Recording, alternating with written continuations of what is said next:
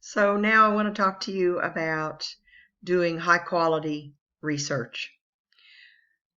Most of us are used to just going online and Googling or using whatever general search engine, free search engine is available to us, and just finding information and maybe being a little skeptical about it, but in general just accepting it because we found it on the internet and we expect that most of what we see on there is somewhat accurate. And so I want to challenge you about that and talk to you a little bit about some other possibilities. So in the course materials, I have a PowerPoint that I want to walk through on doing high quality research. And then I also want to show you how to access the library and just show you some other tools that I have here. So I want to begin with this PowerPoint, and I have two possibilities here for you to open. One is just to click to download and open the PowerPoint.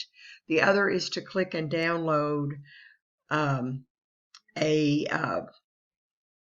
handout version of the PowerPoint, which has 6 mini slides on each page. So if you wanted to print, you could do that, or if you just wanted to review it or download it and save it, then that would have that PowerPoint available to you in a quicker access version. So when we think about doing our research, let's see if it's going to let me click on this. It might not. Okay, I want to do the PowerPoint show. All right, so when we think about doing research for school, we're not just doing research. We're trying to do academic research, which holds us to a higher standard than just our typical everyday research.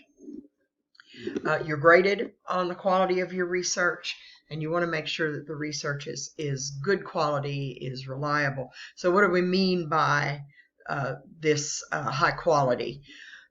You want to try to find the best information that you can, and I am recommending that you use a library for that, particularly our BCTC library, because it's available to you for free. You have already paid the subscription to access the library, and so you can access material in our library that you can't really find anywhere else except through subscription. So I'll show you some different options there.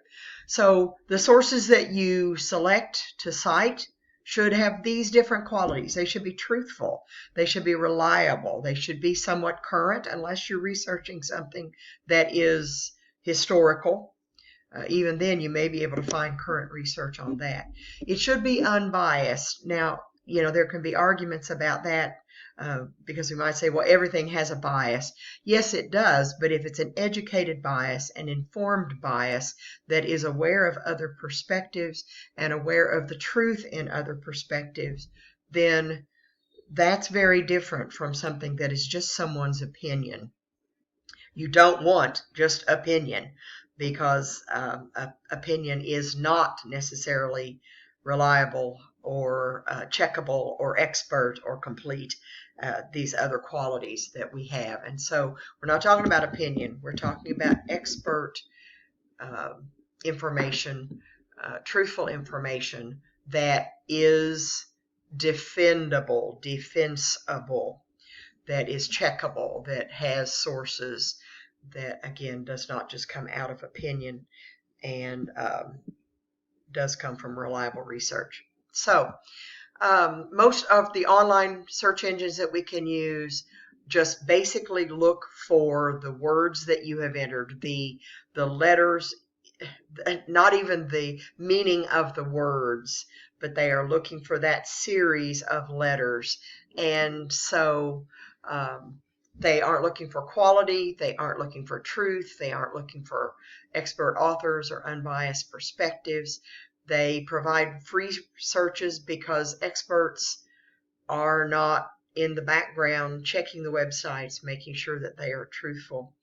And so, although we can find some excellent information with just a general search with a free search engine, we can also find material that is not reliable.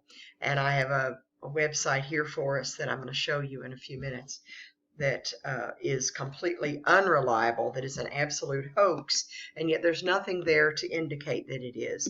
And so I've shown students this before, and they've said, oh yeah, I've heard of this. No, you haven't. It's a hoax. So we have to be careful, and we have to be wise, and we have to sometimes do some digging to find good sources. So Google does have a Google Scholar search that is hidden within the waffle down, usually through several pages of searching for it. The icon for it is a mortarboard, a graduation cap. And the problem with Google Scholar is that many of the articles that you can find there have to be purchased. And so you can find good quality material there. It's a specialized search engine and an excellent search engine, and will provide you lots and lots of hits. But much of the material has to be purchased. You have to subscribe to it. And you've already done that through our library. And so although this is an excellent tool to use, it is likely to cost you. And there are other paid search engines like this that you can use. But again, our library is free to you. As a student, you've already purchased it. Why not use Wikipedia? Now, I don't know about you, but I use Wikipedia fairly regularly because I love Wikipedia. It's quick, it's easy. The problem is it's not reliable because the contributors, the writers, are not paid for their contributions. And so their writers might be somebody just like me who goes in and puts in the information that I know about something. I might provide sources, I might not provide sources. And so it's a great starting point for just general ideas and general information. You can discover some really good search terms sometimes that will help you expand your research just by looking at things that are links in a Wikipedia article. However, you should never use Wikipedia as a source in your academic writing. That is a clear indication that you have not done quality research. You have not done your homework. Because you can use Wikipedia and then use one of the sources that they cite and use that source, go to that source and find information and use it. But Wikipedia should never be used as a source in academic research. So to access the BCTC library, you would just start at the BCTC website, which is bluegrass.kctcs.edu. I would then click on the Current Students tab, which is up in the upper left-hand corner. And then you can scroll down on the page to find the tile for the library. Click on the library tile. And then from there, scroll down to about the middle of the page. There is a search engine called Primo at the top of the page. I would not use it. I would scroll down to find these quick links and choose either Academic Search Complete. Academic One File is very similar to it. If you're looking for books, eBook Central will work.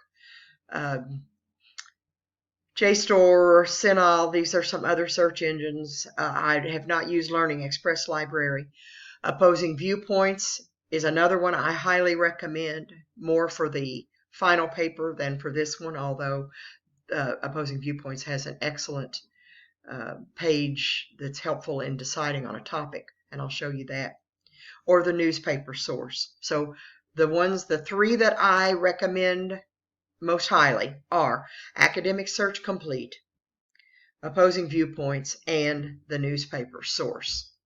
So with Academic Search Complete, you can find journal articles, magazine articles, newspaper articles, videos. It's just an excellent tool.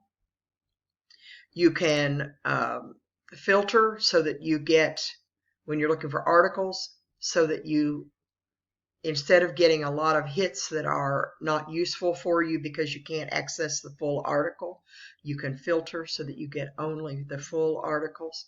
And I'll show you how to do that. Opposing Viewpoints provides pairs of articles with varying perspectives. So it's really helpful when you're doing argumentative writing and you need to know what the other side thinks and why, so that you can argue against it, so that you can express understanding of a perspective and argue against it. And then the newspaper source, just for a broad database of newspaper articles. So most of the information in these tools is not available through a general search engine. It's available only through a paid subscription, and BCTC provides that for us. That means that you have to log in if you're not on campus using a network computer. At some point it will ask you to log in as a student. When you log into a computer on campus, you already have access to the library.